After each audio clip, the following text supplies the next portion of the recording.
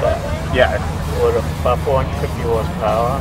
And everything is customized. It's got a custom inside with the shifters on the floor. Normally it's on a little bit about the car.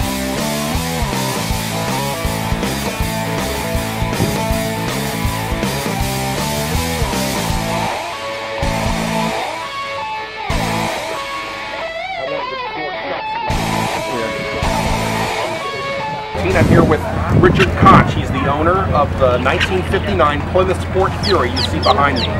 Well, I got it in 2002. A fella that lives about 4 miles away from me owned it. And I saw him at a car show. He mentioned he wanted to sell it. So 6 months later, I had it. Right? And it was a nice number 3 car.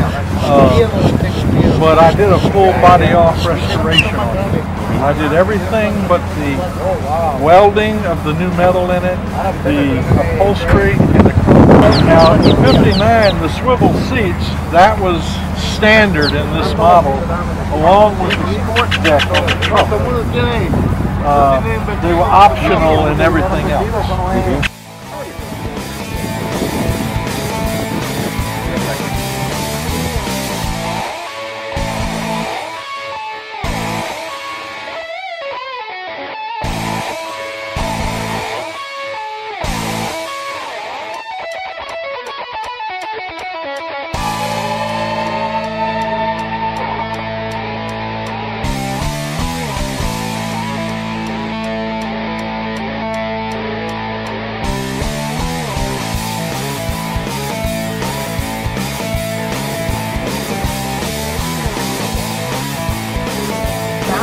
About 14 years ago in a garage in the back in Michigan covered with dirt.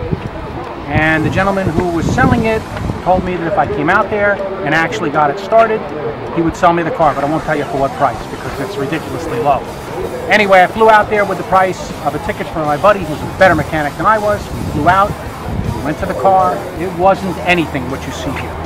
We took it down, the battery was missing, there was no distributor, with no oil in it, the whole thing. We put it in oil, new distributor, new battery, hand cranked it, drained all the fluids, put the battery, turned it. Changed all the rubber underneath the hood? No, not everything, just enough that we just had to turn it over. Yeah. Clicked it once, didn't start, and the guy in the back started laughing. My friend said, don't laugh. I think the distributor moved it back 1 degree, it fired up, we shut it right down. I said, give me the paper.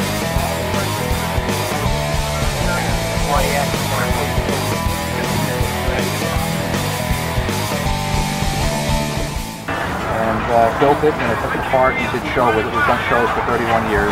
We do all the wheel shows with it, have the display and all. So I did it, but years ago I put silver dollars on the wheels. And then from there, 1923 is the year of the car. Wow. Silver dollar T. And I have a friend of mine